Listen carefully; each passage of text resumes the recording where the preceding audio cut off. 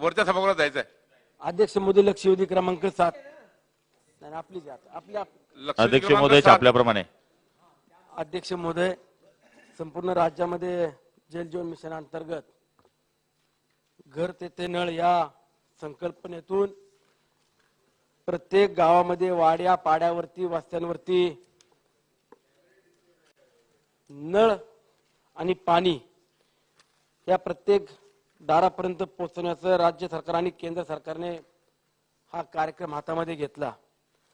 आणि अध्यक्ष महोदय मागील 2 वर्षापासून जल जीवन मिशन अंतर्गत या योजनेला सुरुवात झाली. माझ्या मतदारसंघामधील जवळपास 114 योजना या मंजूर करण्यात आल्या आणि त्यामध्ये जवळपास अध्यक्ष महोदय 157 गाव वाड्या पाड्यांना या योजनेचा लाभ होणार आहे. परंतु अध्यक्ष महोदय ही योजना होत असताना जवळपास 1 वर्ष पूर्ण होऊन गेले की ज्या योजनेची मुदत संपली. अशा काही योजना आहेत की त्या अर्धवट अवस्थेमध्ये पडलेल्या आहेत. त्यामध्ये 114 योजनांपैकी फक्त अवघ्या 27 योजना ह्या पूर्ण गेल्या. 87 योजना या अर्धवट अवस्थेमध्ये आहे आणि 60 योजना ज्या आहेत त्यांच्या मुदती संपलेल्या आहेत. आणि सगळी माहिती मी संबंधित अधिकाऱ्यांना लेखी स्वरूपामध्ये दिली. मुख्य अधिकारी जिल्हा परिषदेचे त्यांच्या दालनामध्ये देखील बैठक घेतली. त्यामध्ये त्यांना संपूर्ण आढावा दिला. महाराष्ट्र जीवन प्राधिकरणाचे मुख्य अभियंता त्यांच्या दालनामध्ये जाऊन बैठक घेतली. संबंधित सर्व विभागाचे अधिकारी त्यांच्याशी चर्चा करून सर्व परिस्थिती सांगितली. जल जीवन मिशनचे मुख्य संचालक त्यांच्या देखील दालनामध्ये जाऊन बैठक घेतली. त्यांनाही संपूर्ण माहिती दिली. प्रश्न घ्या. माझं सर्व या जल जीवन मिशन अंतर्गत असलेल्या विभागातील अधिकारी वर्गांना माहिती देणं, तिथली सध्याची परिस्थिती सांगण्याचं काम केलं की ज्या ठेकेदारांनी मागच्या 6 महिन्यापूर्वी मुदत संपली त्यांनी देखील अद्याप कामं पूर्ण केली नाही. आणि ज्यांनी कामं पूर्ण केली अशा पद्धतीने सांगितलं त्यांच्या कामाची देखील परिस्थिती वस्तुस्थिती मी त्या भागातले फोटोग्राफ घेऊन अधिकाऱ्यांना पोहोचवण्याचं काम केलं. माझा सांगण्याचा उद्देश एवढा आहे अध्यक्ष महोदय की हजारो कोटी रुपयाची कामं संपूर्ण राज्यभरामध्ये सुरू आहेत. त्याच पद्धतीने माझ्या मतदारसंघामध्ये 350 कोटी रुपयाची जवळपास कामं ही जल जीवन मिशन अंतर्गत महाराष्ट्र जीवन प्राधिकरण आणि जिल्हा परिषदेच्या माध्यमातून सुरू आहेत. कामं निकृष्ट दर्जाची होत आहेत. चुकीच्या पद्धतीने बिलं काढली जात आहेत. खोटी बिलं बनवून ऑफिसमध्ये अधिकाऱ्यांनी बसून फक्त सह्या करायच्या आणि ठेकेदारांना पेमेंट देऊ करायचं, अशा पद्धतीची परिस्थिती आहे. मी काल देखील सांगितलं की जर समजा 1000 मीटरचा पाईप आणून साईडवरती टाकून द्यायचा आणि 1500 मीटरचं बिल बनवून पाईपाचे पैसे घेऊन जायचे. जिथं आपल्याला नियम दिलाय की 3 फुटाची खोदकाम करूनच पाईप टाकायचे, तिथं 1-1.5 फूट फक्त पाईपलाईन खोदायची आणि पाईपाचं खोदकाम केलं बिल टाकून यायचं. कॉन्क्रीटचे रस्ते जे नव्याने बनवलेत गावागावांमध्ये ते फोडण्याचं काम केलं आणि अध्यक्ष महोदय ते रिपेरिंग सुद्धा केले गेले नाहीत. अध्यक्ष महोदय प्रत्येक गावामध्ये रस्ते फोडून खोदून तसेच ठेवलेत आणि सांगतायत की आमच्या त्या क्लॉज मध्ये किंवा आमच्या टेंडरमध्ये आमच्या स्कोप मध्ये ते काम नाहीये. माझं मंत्री महोदय या ठिकाणी स्पेसिफिक प्रश्न असा आहे की ज्या ज्या भागातल्या तक्रारी झाल्या त्या तक्रारीवरती आपण मला जे काही उत्तर दिलं त्या उत्तरामध्ये स्पष्टपणे सांगितलं की मावळ तालुक्यात जल जीवन मिशन अंतर्गत राबवण्यात येत असलेल्या 114 योजनांची TUV SUD या यंत्राची तांत्रिक तपासणी संस्थेकडून आज अखेर विविध टप्प्यात 153 वेळा सदस्य तांत्रिक तपासणी करण्यात आली आहे. 153 वेळा जर तपासणी आपण केली अशा पद्धतीने लेखी उत्तर दिलं असेल तर त्या 153 वेळा तपासणीमध्ये काय आपल्याकडे आलं, काय माहिती आली ही आम्हाला सभागृहाला सांगावी.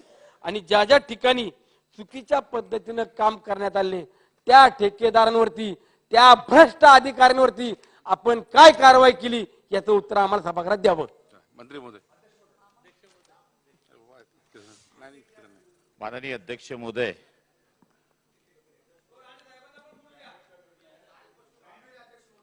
काय झालं? बसा, उत्तर घ्या पहिले. या ठिकाणी माननीय सदस्य श्री सुनील शेळकेजी यांनी त्यांच्या मतदारसंघामध्ये काय चाललंय याची माहिती जल जीवनच्या अंतर्गत दिली. खरं म्हणायला गेलं तर मावळ तालुक्यामध्ये जल जीवन मिशन अंतर्गत 120 योजना मंजूर झालेल्या आहेत. त्याच्यामध्ये एमजीपी कडनं 6 आणि जिल्हा परिषद पुणे यांच्या मार्फत 114 नळ योजना, पाणी पुरवठा योजना ह्या मंजूर असून 27 योजनांचं काम भौतिक दृष्ट्या पूर्ण झालेलं आहे.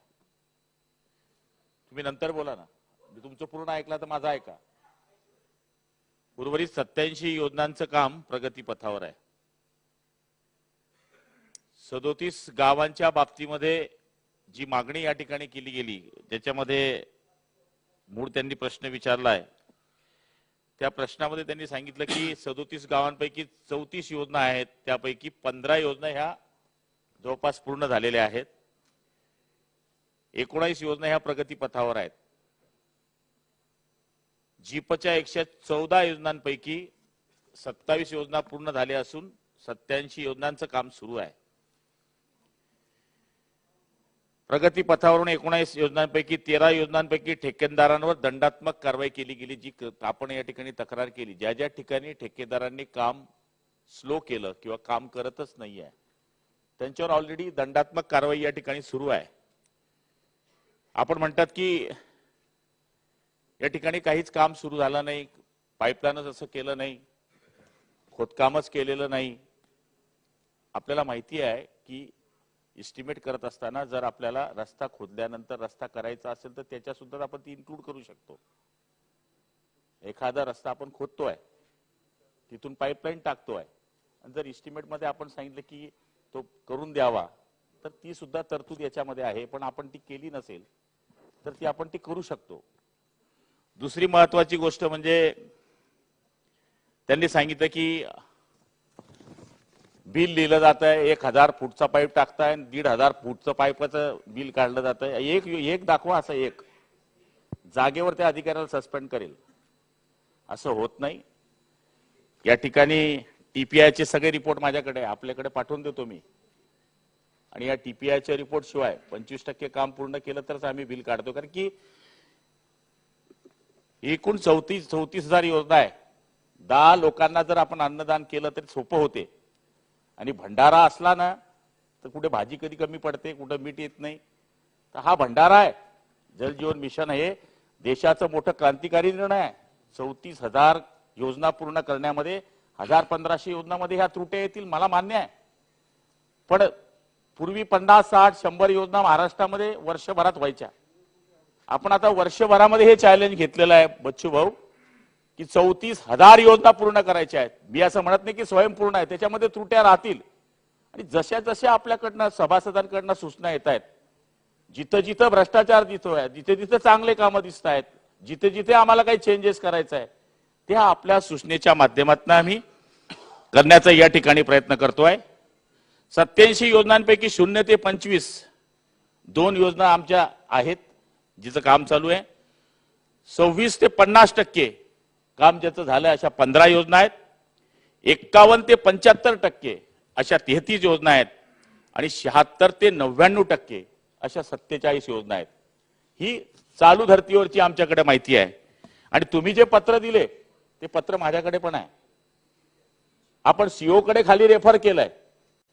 सीओ कडे जसे आपण माझ्याकडे तक्रार केली, कारण की 5 कोटीच्या सगळ्या खालच्या ज्या योजना आहेत त्या जिल्हा परिषदकडे असल्यामुळे आपण जसजशी तक्रार केली तशा तशा योजनांची आपण खाली माहिती दिलेली आहे. आणि माझ्या माहितीप्रमाणे दंडात्मक कारवाई जिथे करता येईल तिथे करण्याचा प्रयत्न केलाय. पण सभासदांची माहिती ही सभागृहामध्ये ज्यावेळेस सभासद सांगतो ती सत्य मानली पाहिजे. आपली जी तक्रार आहे, स्पेसिफिक जर काही योजना असतील की जिथे खरंच काही दिसतंय आपण ती द्या, त्यांची आपण चौकशी करू. आणि जो दोषी असेल तो कोणी असेल त्याला पाठीशी घातलं जाणार नाही. शेळके, त्यांचीच लक्ष द्या. अध्यक्ष महोदय, मान्य मंत्री महोदयांनी भाषणासारखं उत्तर छान दिलं. भंडारा आहे, भंडारा उधळतोय. भंडारा जनतेचा आहे, पैसा जनतेचा आहे, आमचा कुणाचा नाहीये. आमचा थोडा फक्त त्याच्यामध्ये हातभार आहे. माझं सांगायचं एवढाच उद्देश आहे मंत्री महोदयांना, मी हे जे काही फोटो आणलेत हे प्रत्येक गावने आणलेले आहेत. हे पाईपाची कामाची परिस्थिती आहे. मग मी या सदनामध्ये खोटं बोलतो का? मी खोटे आरोप करतो का? छाती ठोक पाण्याला एक मिनिट अध्यक्ष महोदय माझं होऊ द्या पहिला. आता नाही माझं होऊ द्या. मला मला मला असं नका टार्गेट करू, अजिबात नाही. माझं म्हणणं एवढंच आहे. अध्यक्ष महोदय त्यांचं काय म्हणणं आहे? हेतू आरोप ऐकणारे मी पुलत बोललो की सभासदाची माहिती विधानसभेत मी सत्य मानतो. हे सगळे सभासद ऐकतायत. मी असं तुम्हाला चुकीचं बोललो नाहीये. तुम्ही हेतू आरोप नाही करू शकत. तुम्ही प्रश्न विचारा, उत्तर देऊ, पण हेतू आरोप करा तर बिलकुल ऐकून घेणार नाही. हो बोला. अध्यक्ष महोदय, जर समजा मी सभागृहामध्ये प्रश्न विचारतोय, शेळकेजी आपण पॉइंटेड प्रश्न विचारा. हा विचारा, प्रश्न विचारा. माझं म्हणणं काय, मी स्पेसिफिक प्रश्न विचारला. ज्या ठिकाणी काम चुकीचं झालेलं आहे, ज्या ठिकाणी कामाचा दर्जाने निकृष्ट झाले, जिथे भ्रष्टाचार झालाय, त्यांनी मला चॅलेंज केले ना, मी त्यांना लेखी स्वरूपात देतो. त्यांनी आज नेमणूक करावी, तुकाराम मुंडे सारख्या आय एस ऑफिसरची नेमणूक करावी. मी त्यांना 15 दिवसाच्या आत पाहिजे तेवढे पुराव्यानिशी चुकीचं काम झालं, भ्रष्टाचार झाला, शेकडो कोटी रुपयाचा, हजारो कोटी रुपयाचा राज्यातला भ्रष्टाचार झाला, मी त्यांना उघडीस आणून देतो. त्यांनी आज जाहीर करावं फक्त. तुकाराम मुंडे सारखा आय एस अधिकारी आम्ही या समितीवरती थर्ड पार्टी ऑडिट करता नेमणूक करतो, त्यांना आमची पूर्णपणे संमती असेल. माझा उद्देश एवढा. अध्यक्ष महोदय एक मिनिट. अध्यक्ष महोदय तुमच्याजवळ बघा, एक मिनिट. अध्यक्ष महोदय, शेळकेजी. माझा स्पेसिफिक प्रश्न जो होता त्यामध्ये माझं एवढंच म्हणणं आहे, ज्या ठिकाणी आम्ही तक्रारी केल्या त्याच्यावरती आपण थर्ड पार्टी ऑडिट करणार का? त्याचं जर करणार असेल तर किती दिवसात करणार? आणि त्याच्यावरती तुकाराम मुंडे सारखा आय एस ऑफिसर नेमणार का? ऑलरेडी मी पहिले सांगितलंय की थर्ड पार्टी ऑडिट या ठिकाणी केल्याशिवाय आम्ही बिलच देत नाही. माझ्याकडे थर्ड पार्टी केल्याचे रिपोर्ट आहे. हे काय चुकीचे आहेत का?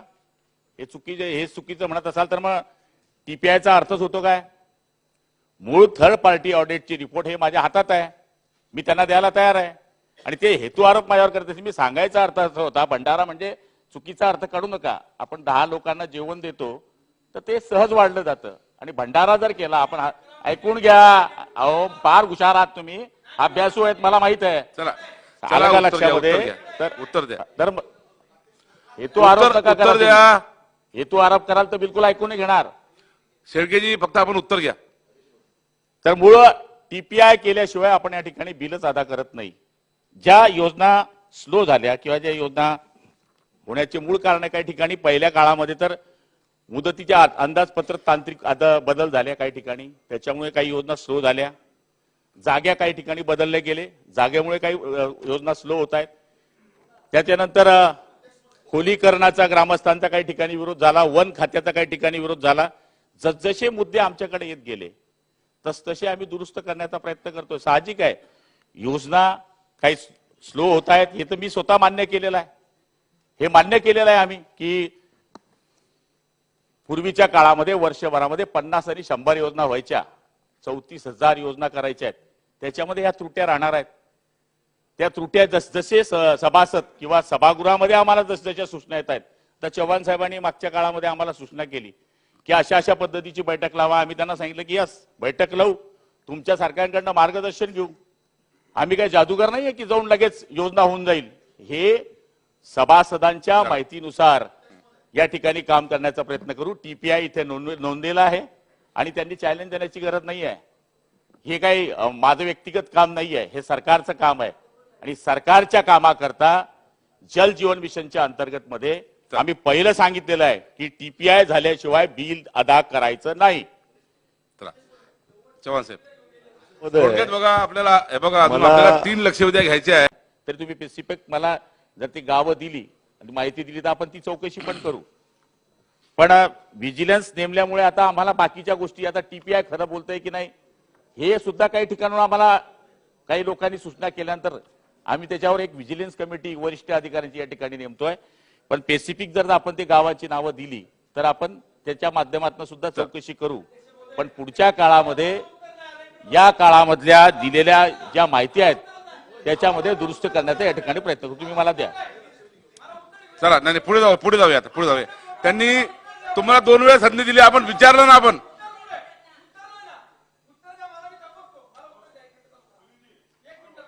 महोदय, अध्यक्ष महोदय, आपण मंत्री महोदयांनी जे काय उत्तर दिलं सकारात्मकपणाने पुढची कारवाई होईल असं सांगितलंय. माझं म्हणणं एवढंच आहे की माझ्या मतदारसंघामध्ये ज्या ज्या ठिकाणी मी तक्रारी देईल त्या ठिकाणची चौकशी आपण किती दिवसात करणार आणि त्या चौकशीनंतर जिथं आता आपण सांगितलं की बिलं दिली नाहीयेत, मी जबाबदारीने सांगतो की 90, 80% ठेकेदारांनी बिलं घेऊन गेले. ठीक आहे, आता तो भाग आपला तपासणीनंतर आला. माझ्या भागातल्या मतदारसंघातल्या ज्या ज्या ठिकाणच्या मी तक्रारी आपल्याकडे देईल त्या तक्रारीवरती आपण किती दिवसांमध्ये चौकशी लावणार आणि त्यावरती कधी कारवाई करणार एवढं फक्त द्या. आमदार साहेब, तुम्ही 3 पत्र दिले, आम्ही ताबडतोब सीओ कडे तक्रार तुमचे दिल्याबरोबर पत्र दिल्यावर सीओ कडे पाठवलाय. अरे आमदारांनी तक्रार केल्यानंतर चौकशी करणं आमचं कर्तव्यच आहे. हे असं तुम्ही म्हणूच शकत नाही. कोणताही आमदार एखाद्या वेळेस सांगतो की हे काम चुकीचं झालं तर आम्ही सांगतो की तात्काळ चौकशी करावी, असं होऊ शकत नाही. तरी सुद्धा तुम्ही माहिती द्या की ज्या ठिकाणी तुम्हाला वाटते की या ठिकाणी काम बरोबर नाहीये त्याची चौकशी केली जाईल. तर लक्षवेधी क्रमांक 4